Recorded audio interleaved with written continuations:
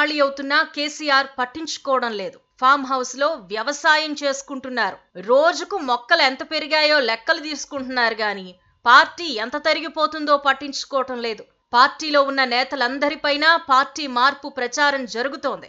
దీంతో కొంతమంది farm house కొచ్చి తాము పార్టీ మారడం లేదని చెప్పి వెళ్లాలనుకుంటున్నారు.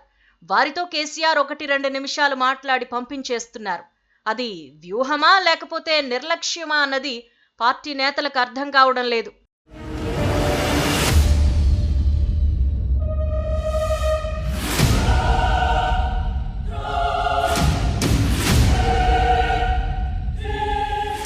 పార్లమెంట్ ఎన్నికల ఫలితాల తరువాత తెలంగాణ రాజకీయాలు మరింత డైనమిక్ గా మారిపోయాయి.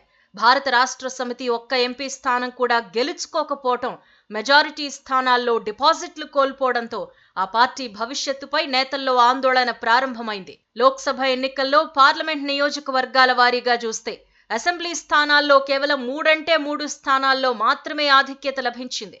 దాంతో కాంగ్రెస్, బీజేపీ, బీఆర్ఎస్ లీడర్లు, క్యాడర్లను చేర్చుకునేందుకు ప్రయత్నాలు ప్రారంభించాయి. కేసీఆర్ కు అత్యంత సన్నిహితులుగా పేరుపడిన బాన్స్వాడ ఎమ్మెల్యే, మాజీ speaker Pocharam Srinivasa Reddy, Jagtial MLA doctor Sanjay Kumar Congress పార్టీలో చేరిపోయారు. వీరు కాంగ్రెస్ పార్టీలో చేరుతారని తెలిస్తే బీఆర్ఎస్ ఆపేందుకు అన్ని రకాల ఒత్తిళ్లు పెడుతుందని తెలుసు కాబట్టి వారికి కండువా కప్పిన తర్వాతే అసలు విషయం వెలుగులోకి వచ్చేలా చేశారు. ఇక వారితో పెద్దగా సాన్నిహిత్యం లేని ఇతర పార్టీల నుంచి బీఆర్ఎస్ లో చేరిన ఎమ్మెల్యేలు ఎప్పుడు కాంగ్రెస్ పార్టీ సిగ్నల్ ఇస్తే అప్పుడు ఆ పార్టీలో చేరిపోవడానికి రెడీగా ఉన్నారు. పూర్తి స్థాయి బడ్జెట్ పెట్టేందుకు అసెంబ్లీ సమావేశాలు వచ్చే నెలలో జరగనున్నాయి. ఆ సమావేశాల్లోపు కేసీఆర్ కు ప్రతిపక్ష నేత హోదా లేకుండా చేస్తామని కాంగ్రెస్ పార్టీ అంటోంది.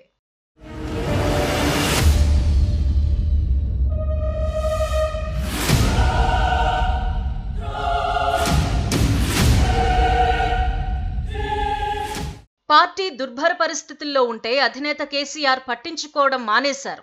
పార్లమెంట్ ఎన్నికల ప్రచారం అయిపోయిన తరువాత ఆయన ఫామ్ హౌస్ కు వెళ్లిపోయారు. పూర్తిగా వ్యవసాయం మీద దృష్టి పెట్టారు. ఎవరైనా పార్టీ నేతలు వస్తానంటే కలుస్తున్నారు గాని అది కూడా చాలా తక్కువే. గ్రేటర్ పరిధిలోని 4 ఎమ్మెల్యేలతో కాంగ్రెస్ చర్చలు జరిపిన విషయం తెలియడంతో ఫామ్ హౌస్ కు పిలిచి మాట్లాడారు. ఆ తర్వాతకి ఏ విషయాలు పట్టించుకోవటం లేదు. తనకు అత్యంత సన్నిహితులు కూడా పార్టీ వీడిపోతున్నా స్పందించడం లేదు. మామూలుగా అయితే కేసీఆర్ ప్రజల్లోకి వచ్చి పోరాడతారని క్యాడర్ అనుకున్నారు. కాంగ్రెస్ పార్టీ అనైతిక పద్ధతులకు పాల్పడి తెలంగాణ అస్తిత్వం అయిన బీఆర్ఎస్ పార్టీని లేకుండా చేసేందుకు ప్రయత్నిస్తోందని, ప్రజల్లో సానుభూతి పొందేందుకు ప్రయత్నిస్తారని అనుకున్నారు. కానీ కేసీఆర్ ఏమీ పట్టనట్టుగానే ఉన్నారు. పోతే పోని అన్నట్టుగా కేసీఆర్ ఉండడం ఆ పార్టీ క్యాడర్ను కూడా ఆశ్చర్యపరుస్తోంది.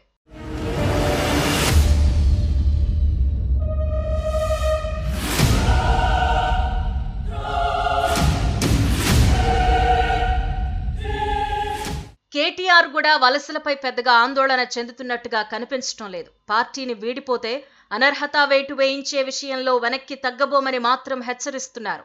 బుజ్జగించడం కన్నా హెచ్చరికల మీదనే దృష్టి పెడుతున్నారు. సుప్రీంకోర్టుకు వెళ్లైనా పదవి ఓడగొడతామని అంటున్నారు. మామూలుగా అయితే బీఆర్ఎస్ పెద్దగా ఆందోళన చెందాల్సిన అవసరం ఉండదు. కాంగ్రెస్ పై ప్రజలకు కోపం వస్తే తమకే ఓట్లేస్తారని అనుకుంటారు. కానీ ఇప్పుడు ఆ పరిస్థితి లేదు. ప్రత్యామ్నాయంగా బీజేపీ పూర్తి స్థాయిలో ఎదిగి ఎదురుగా నిలిచింది. ఇప్పుడు ఓటర్లను ఆకట్టుకునే మరో తెలంగాణ సెంటిమెంట్ లాంటి ఆయుధం దొరికితే గాని బీఆర్ఎస్ ఉనికి పోరాటంలో సక్సెస్ కాదు. మరి అలాంటి ఆయుధం సృష్టించుకోకుండా కేసీఆర్ ఫామ్ హౌస్ లో వ్యవసాయం చేసుకుంటున్నారు. అందుకే బీఆర్ఎస్ నేతల్లో మరింత ఆందోళన పెరుగుతోంది.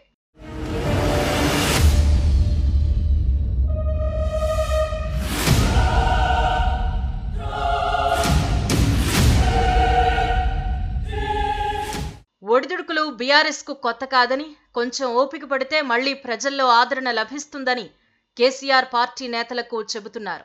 ఇప్పటికే బీఆర్ఎస్ ప్రభుత్వం లేకపోవటం వల్ల విద్యుత్, తాగునీటి సరఫరా వంటి అనేక అంశాల్లో నష్టం జరుగుతుందనే అంశాన్ని ప్రజలు గుర్తిస్తున్నారు అని కేసీఆర్ అంటున్నారు. కేసీఆర్ తీరు చూస్తే తాము లేని లోటును ప్రజలు ఫీల్ అవుతారని, మళ్లీ పిలిచి మరీ పట్టం గడతారన్న ధీమాలో ఉన్నారని బీఆర్ఎస్ వర్గాలు చెబుతున్నాయి. అందుకే పూర్తిగా ఫామ్ హౌస్ కే పరిమితమయ్యారు అని, ప్రజల కోసం ఇప్పటికిప్పుడు రోడ్డెక్కడం కన్నా ప్రభుత్వంపై ప్రజాగ్రహం పెరిగే వరకు ఉండాలని అనుకుంటున్నారని అంటున్నారు. మొత్తంగా కేసీఆర్ ఇప్పుడు తనకు అలవాటైన మౌన వ్యూహంలో ఉన్నారు. కేసీఆర్ మౌనం ఫలించి బీఆర్ఎస్ కు మంచి రోజులొస్తే ఆయన్ను చాణక్యుడంటారు. లేకపోతే విఫల నేతగా మరోసారి ముద్ర వేస్తారు. ఏదైనా కేసీఆర్ చేతుల్లోనే ఉంది.